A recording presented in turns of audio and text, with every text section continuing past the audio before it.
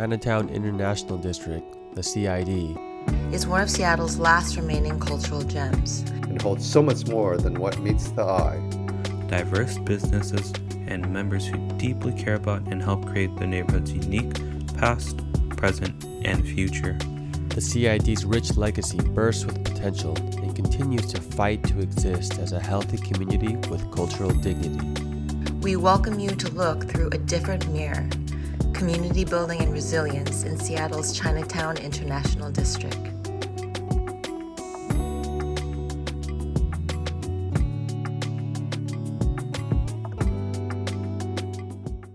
My mom was Japanese American, Nisei, and she was widowed at a very young age, actually when I was only 6 months old.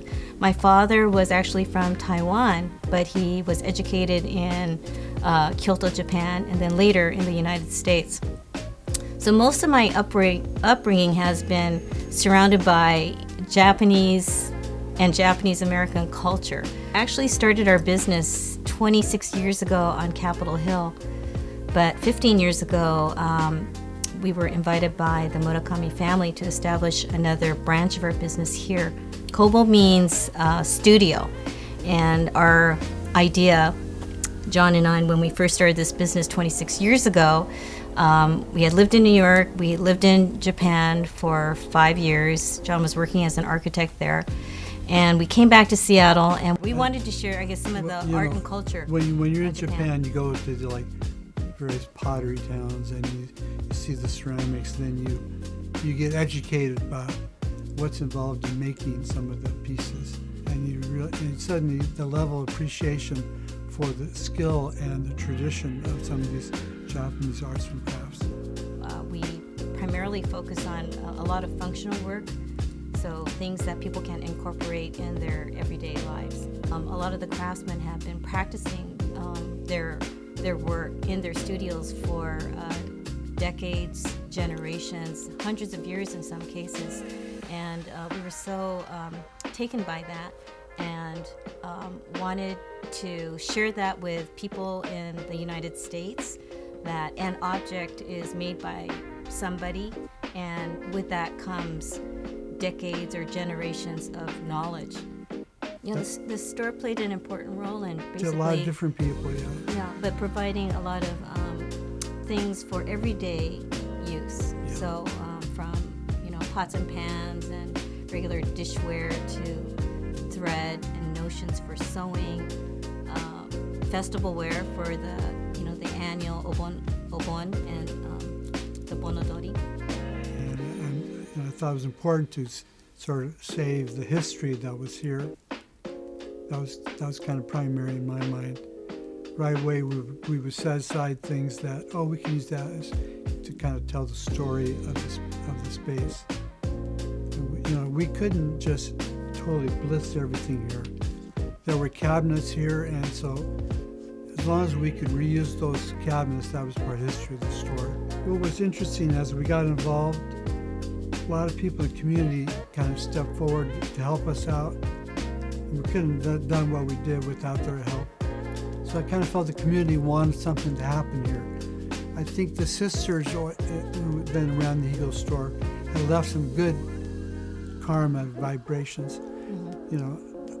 Yeah, the store was here for over 75 years.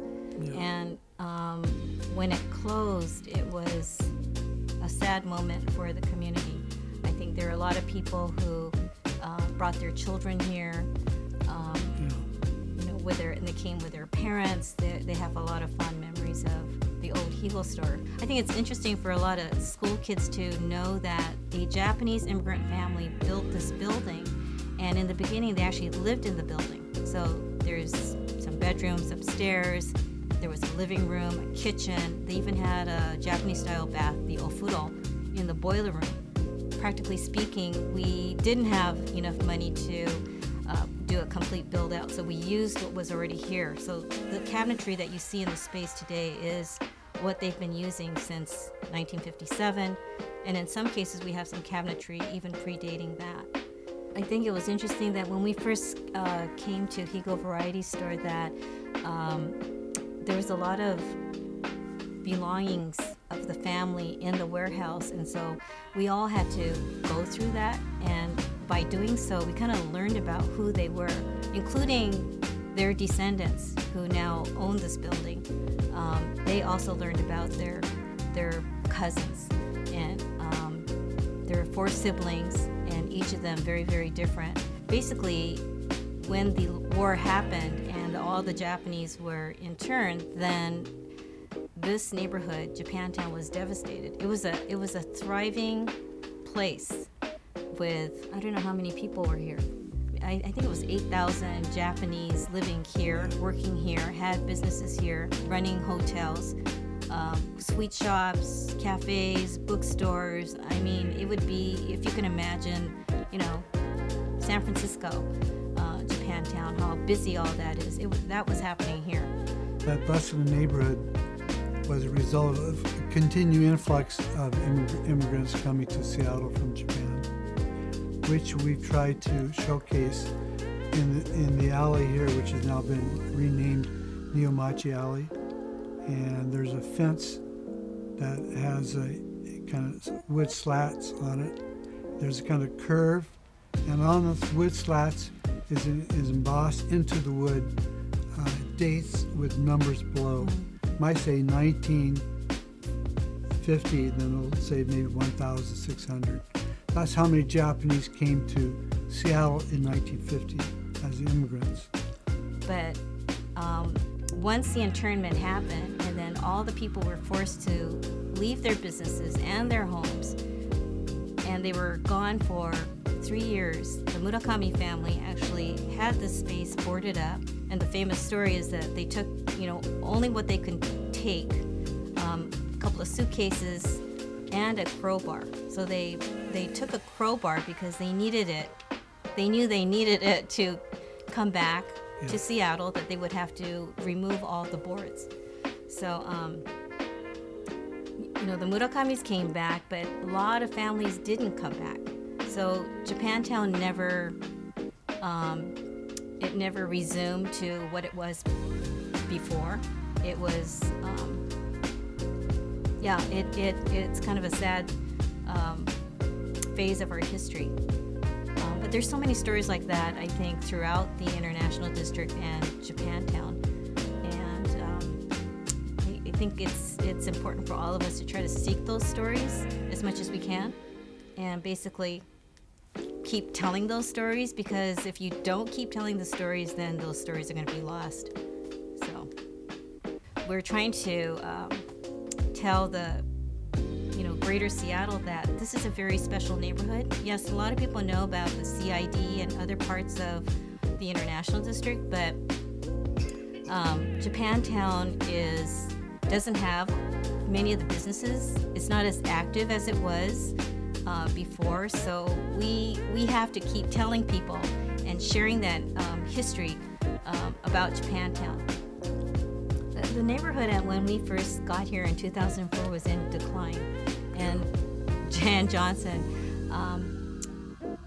had already renovated the Panama Hotel, and that was kind of a jewel in the neighborhood, that she would take over a building like that, and basically people from other parts of the city started to take notice that there was a cafe there, a tea house, and a hotel.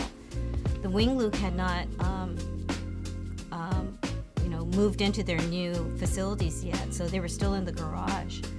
So the neighborhood was still developing, and actually it wasn't a place to encourage new businesses to come in. Issues of gentrification and things changing in our neighborhoods. So I guess my only thought is that, we as community members, we have to be kind of vigilant and, protect what we have. We want to share it with Greater Seattle, but we don't want it to change too much. And that's going to take some effort on our part, I think.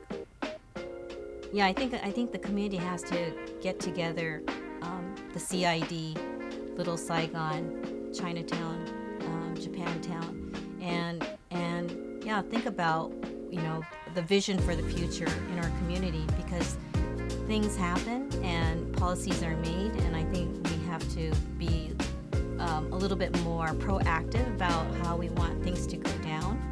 So I actually don't know how that's going to happen. I think there should be a little bit more communication, even within our community. It seems like we can have more of a dialogue. I mean, in the day, we had somebody like Bob Santos who would, have a vision, or, other community members, but we don't have that right now. So I think, dialogue is really important, and conversation is really important. We're business owners, so a lot of times we don't have the time to seek out that that communication, I guess. And so sometimes I wish the community would do more. I think we sort of try to lead by example. For instance, when streetcar went in, there were these stainless steel cabinets that for the traffic control. Ken Tai was an artist that was selected to do some of the artwork. And so there's at least 4 of these in the neighborhood. Yeah. They kind of established some boundaries. So for all intents and purposes, you could think of as South Jackson as the boundary between Japantown and Chinatown. But if you look at it historically, what is south of Jackson Street was also Japantown too. Many of those Japanese businesses were in Chinatown. And one of the ideas that we have a working group here in Japantown, we're talking about creating banners that would highlight the Japantown neighborhood, and these banners would have cultural motifs that would be reflective of its history and its culture. We're also talking about refurbishing some of the old signs in Japantown, like the MP Hotel or the Ramen Bowl, which is on the Kubota building. And that in itself would become like public art. So maybe refurbish Jan Johnson's Panama Hotel sign so that people would actually walk and enjoy that. The unique thing about this neighborhood that there's no other place that shares this history here. So it's Greater Seattle needs to learn about it, but they also need to honor it and preserve it. And I guess that's what when I talk about the history, I'm hoping that the future generations will also preserve what we have, preserve those stories, and to talk about what came before them, and still do their cool businesses and have that new energy in the neighborhood. We don't have a lot of retail stores or actively on the ground floor businesses. So, as we talk about our own businesses, we decided that, we would consciously call this neighborhood not just International District, not Chinatown International District, but talk about its history and call it Nihon Machi or Japantown. And so, most of us are trying to use that name in our branding. In the beginning, it felt a little odd because nobody knew that this was at one time Japantown.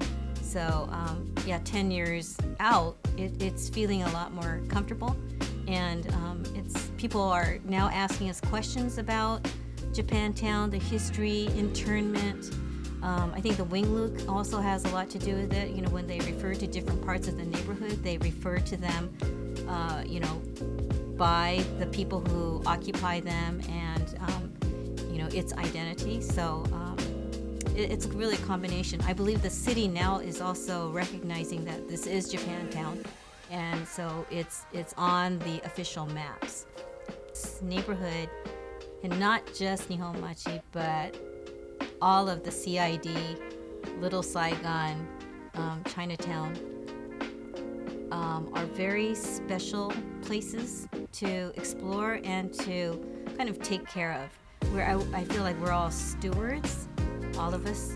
We're part of the older generation, but the new ones coming in, they are also stewards. So we need to kind of take care of what we have for the future.